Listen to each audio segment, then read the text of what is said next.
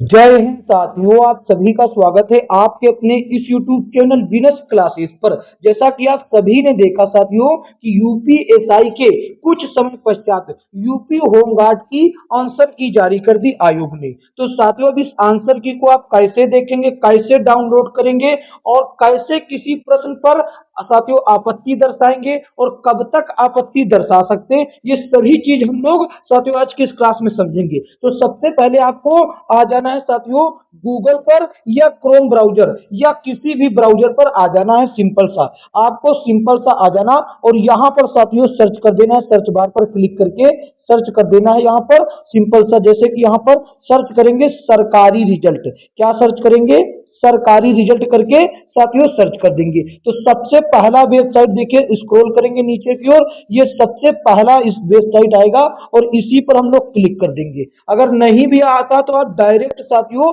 UP home guard answer की search कर सकते हैं। यहाँ पर देखेंगे साथियों, यहाँ पर सबसे ऊपर ये तीसरे कॉलम में देखो, रिजल्ट वाले कॉलम में मिल जाएगा सबसे ऊपर। ठीक है, अब इसी पर हमको क्लिक करना होगा। इसी पर हम लोग क्लिक करेंगे। यहाँ पर देखिए ठीक है, तो ये कुछ समय पश्चात साथियों यहाँ पर अभी नेटवर्क इशू चल रहा है इसीलिए ऐसा। अब देखिए यहाँ पर ऐसा आया।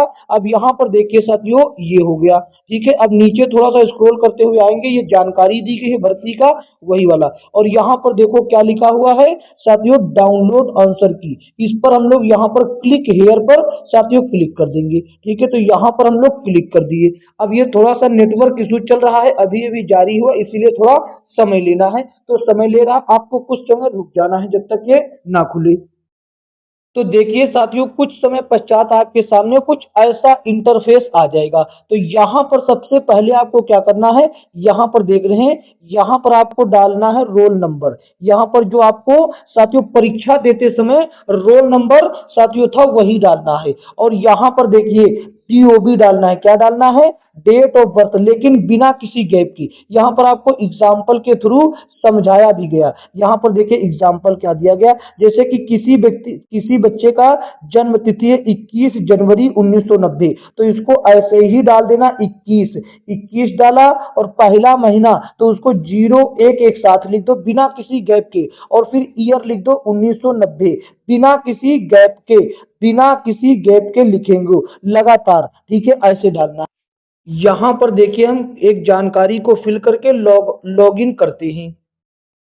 यहाँ पर एक जानकारी को फिल करके हम यहाँ पर क्लिक करके लॉगिन करते हैं, फिर आगे दिखाते हैं क्या इंटरफेस आएगा।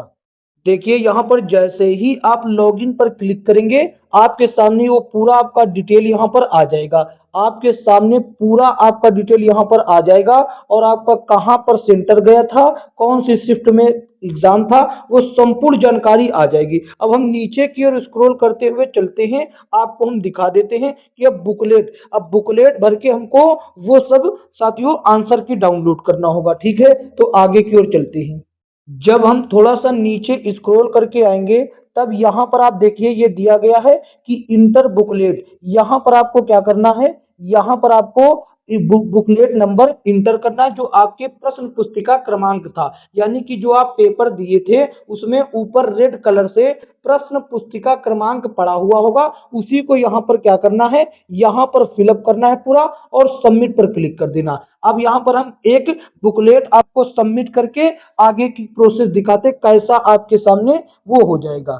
ठीक है, तो यहाँ पर हम इसको सबमिट कर लेते हैं। यहाँ पर देखिए जब आप वो बुकलेट नंबर फिल करके सबमिट करके नेक्स्ट पर क्लिक करेंगे तो यहाँ पर आपके सामने पूरा आपका आंसर की डाउनलोड हो जाएगा ऐसे। ठीक है, तो ये आपका जानकारी दिया गया, ये आपका ऊपर रोल नंबर, नाम, बुकलेट नंबर और ये एग्जाम डेट और शिफ्ट सेकेंड और ये सेंटर का भी नाम नीचे दे रखा है। ठीक है, तो अब हम आपको चलते हैं, दिखाते हैं कि कैसे किसी प्रश्न में आपको ऑब्जेक्शन करना है और कितने समय तक ऑब्जेक्शन करना है। तो चलते हैं आगे। यहाँ पर देखिए साथियों, ये पहला प्रश्न था उस बच्चे में पूछा गया, जैसे कि ये पहला प्रश्न है, ये क्या पूछा गया, उत्तर प्रदेश वृद्धा पेंशन योजना के तहत आवेदक की वार्षिक आय होनी चाहिए थी वार्षिक आय। तो यहाँ पर विकल्प सी जो आंसर की में माना गया है वो विकल्प सी।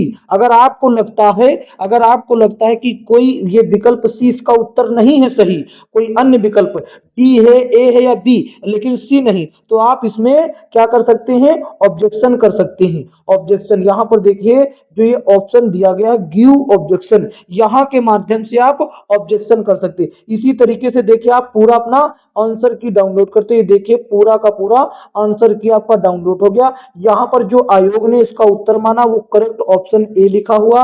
इसी तरीके से तमाम, जैसे कि यहाँ पर बैंड एड की खोज किसने की थी, तो ऑप्शन है आर्ल डिक्सन नाम के व्यक्ति ने ये माना है आयोग ने। अगर आपको लगता है कि ये ऑप्शन ए इसका उत्तर नहीं है बल्कि बी सी डी में से कोई है, तो आप यहाँ पर गिव ऑब्जेक्शन क्या कर सकते हैं, गिव ऑब्जेक्शन में जाकर के यहाँ पर चलिए, यहाँ पर आप जाकर के क्या कर सकते हैं, आप अपना जाकर के साथियों गिव ऑब्जेक्शन, ठीक है। तो ऐसे ही आपको देखना है और जितना भी नंबर आपका बन रहा है टोटल जितना, लेकिन हाँ मैंने आपको ये बात नहीं बताया कि आप कितने समय तक ये कर सकते। तो देखिए आप ऑब्जेक्शन जो कर सकते हैं वो 10 मई की रात्रि 12 बजे तक, आधी रात्रि तक ऑब्जेक्शन कर सकते हैं।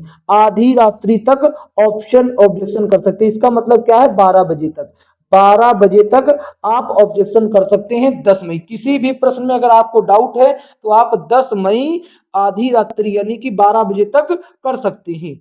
तो साथियों ऐसे ही आपको पूरा का पूरा आपका आंसर की मिल जाएगा और सभी एक एक प्रश्न आप मिलान कर लीजिएगा और मिलान करने के बाद आपका कितना नंबर बनता है वो हमको कमेंट में करें। कितना नंबर आपका बन रहा है हमारे में कमेंट के माध्यम से तय करें, तभी हम आपको एग्जैक्ट क्या बता पाएंगे, एग्जैक्ट कट ऑफ बता पाएंगे आंसर की के बाद, ठीक है, एग्जैक्ट कट ऑफ, ठीक है। तो साथियों मिलेंगे नेक्स्ट क्लास में, तब तक के लिए जय हिंद जय भारत।